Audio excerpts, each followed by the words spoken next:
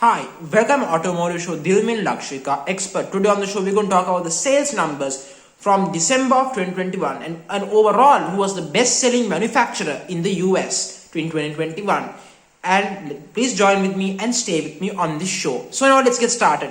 First of all, Toyota have become the number one best-selling manufacturer in the USA, breaking a nearly a 60-plus-year-old tradition that GM used to hold. Yes, General Motors is no longer the number one best-selling brand in the US. No longer, General Motors is not, and Toyota is the new king in the USA. And I'm surprised that Toyota has taken this long to actually do this thing. I think it might be a contribution from the chip shortage as well, but it doesn't matter. This was long overdue. Toyota is a million times better manufacturer than General Motors, but unfortunately, people didn't buy enough Toyotas to do it, but now people have. This proves that Toyota is the best manufacturer in the US. No question about that. GM is now dead. Toyota has kicked butt out of GM. I will tell you that. Now let's talk about sales for the manufacturers in the last fourth quarter of 2021, which is very important to talk about, actually. Very crucial. Lexus sold 65,670 vehicles. Sales are down 29.4%, however, because of the chip shortage. But overall for the year, they are up by 10.7%.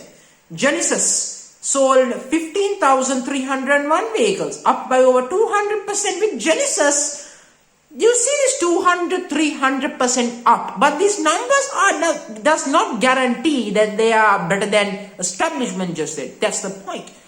Now last year, fourth quarter, in 2020, fourth quarter, they sold 5,099 vehicles, so it's fairly up. But for the year, they are up 202.9%. So Genesis is now catching up, but way behind Lexus, even when Lexus is almost 30% down. Infinity sold 10,950 vehicles, which is actually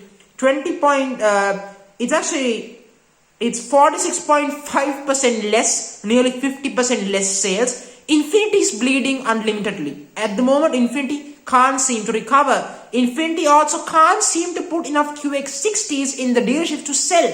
My belief, Infinity will have much bigger sales numbers if they had the all-new QX60 in the market. The problem is it's not there yet, and because of this reason, Infinity is now struggling.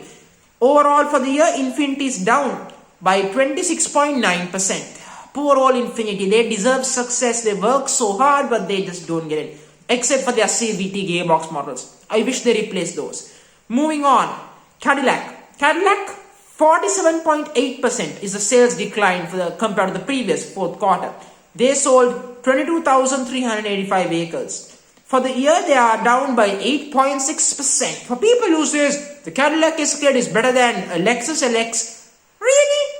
One of my previous critics, Joe Cool, previously said that I was wrong, and Banter went down for a long time. And I think, Joe, you are wrong, because these numbers clearly prove that Cadillac is dead at this point.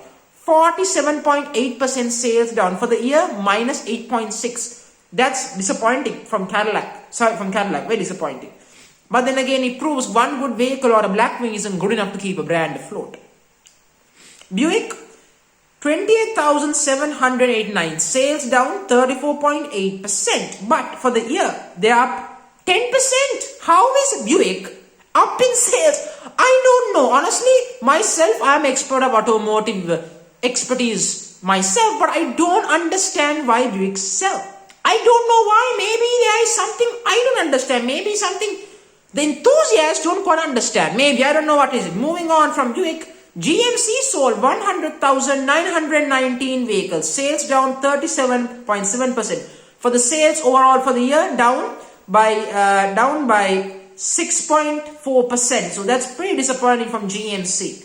Then of course Acura, they sold 30,469 vehicles, and overall sales are down by 26.3%. But for the year, they are up by 14%. For the people who say that TLX is disappointing, I'm sorry, Acura TLX is not disappointing. The TLX and the MDX is their top two best-selling models in the lineup right now, and those two are selling in big numbers, and these sales numbers prove that yes, they are down, but then because of the chip shortage, it's obvious that's going to happen. So the question is how much of a decline you have and how much you sold. That's what going to matter, not so much a decline in the percentage if I manufacture.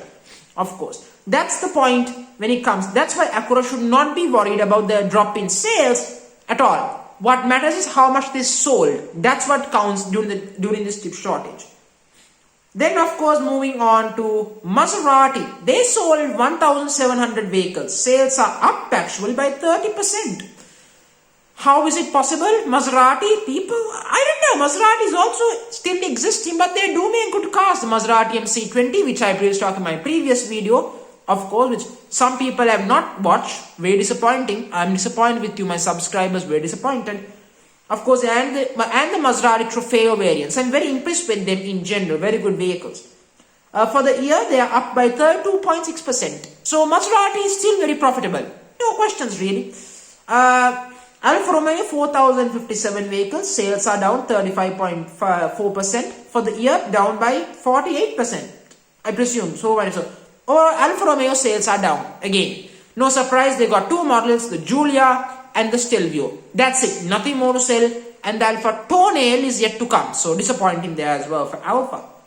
BMW sold 93,031 vehicles, down by 5.8%. But for the year, up by 20.8%. So overall, BMW is doing very well in sales. Despite the numbers might tell you think they can do better, but they can't. They obviously have done significantly better than they should have. Plus, Mercedes-Benz and Audi have not reported their numbers just yet. So I can't tell you those numbers. They are not out just yet. Then of course, Volvo has sold 26,808 vehicles. Sales are down 26%. But for the year, sales are up by 10% for the year. So Volvo is doing a fantastic job. Volvo is not dead. Volvo is doing brilliantly. Volvo is one of my favorite luxury brands in Europe, to be fairly honest. Volvo is understated, comfortable, and one of the futuristic brands from Europe. It's certainly very impressive. I really am impressed with Volvo for the job, because 10 years ago, Volvo was dead in water. Then let's talk about the rare ultra luxury brands, which I want to call the boutique brands, which sell in far lower numbers, but their numbers still matter. Rolls-Royce sold 350 vehicles in the fourth quarter 2021. Sales are up by 14%, and for the year 27.4% up in the positives. Bentley 950 vehicles, 35% up in sales, and 24.3% up in the year. Lamborghini 660 sales, and up by over 20%, but for the year 24.3% up. Porsche 18,418 vehicles. Then of course sales are up by over 4%. And for the year up 22.2%. Land Rover have not revealed their numbers either, so I can't talk about those numbers. McLaren 270 vehicles, up by 8%. And up by 2.1% for the year. So just so I want to inform, if I have made a mistake area, please correct me in the comment section. So yes, please correct me in the comment section. Then those are the luxury brands and the ultra luxury brands. Let's get down to the mainstream brands, one I'm very excited about. Nissan 184,133 vehicles. Sales are down 17.5%, but for the year they are up by 12.1%. Toyota sold 408,000 vehicles. Sales down by 29.4%, but for the year up by 10.3%. Remember, Toyota is the best-selling manufacturer in the US last year. Just so you should know, ending GM's continuous throne in that title. Kia sold 145,891 vehicles. Sales are down by 7.5%. But for the year up, I couldn't have the number, so down by 7.5%. But they are very much up in the year. Hyundai 167,747 vehicles, down by 8.8%, but up 23.3% up in the year. Mazda 59,000 plus sales, but down by 30%, but up in the year by 19.2% up in the year. So Mazda is doing incredibly well here. Hyundai Honda sold 256,737 vehicles. Sales are down by 20.9% but up by 8.2% for the year. Mini sold 7,860 vehicles, down by 8.1% but up for the year by 6.4%. Chevy 284,000 plus vehicles, sales are down 45.5%, down for the year 17.7%. Dodge, yes, 40,363 vehicles, down by 35.9% and down 19.3% for the year. Jeep, 174,040 vehicles, sales down by 18.6% but also down by 2.1% for the year. Fiat, 267 vehicles. In short, Fiat does not exist in numbers at all. I won't bother. Down by 63.6% and 44.8% down in the year. Ram, 151,021 sales. Sales are down 1.2%. But for the year, down by 3.6%. Ford, 483,000 plus sales, down 4.8%. But for the year, down 6.5%. So Ford has managed to minimize the damage towards the end of the year, actually, last year. Subaru, 121,146 vehicles, sales are down 31% down. For the year, down 2.3%. Subaru is bleeding. Subaru is not doing this right whatsoever, if I were to be fairly honest here. Chrysler, 40,865 vehicles, up by 18.1%. What a surprise and what a shock. I can't believe Chrysler is up. And Chrysler is up for the year by 4.1%. So again, if I made a mistake, please correct me in the comment section. Tesla, again, I don't call Tesla a high-end brand or ultra luxury brand or a premium brand, but I have to call Tesla something.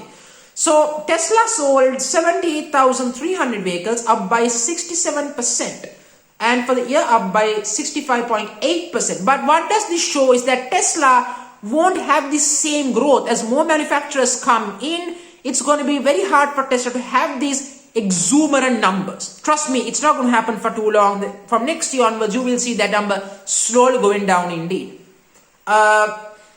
Mitsubishi, 24,861 vehicles, sales are down by 14.8% but up for the year by 16.8%. So the Mitsubishi Outlander has rescued Mitsubishi, as I predicted many of my shows. Of course, and my other channel, the EKG Ken Enthusiast, I have talked about this many times. Those are the sales numbers. So I also want to talk about Chevy. Chevy revealed all new full electric Chevy Silverado full-size pickup.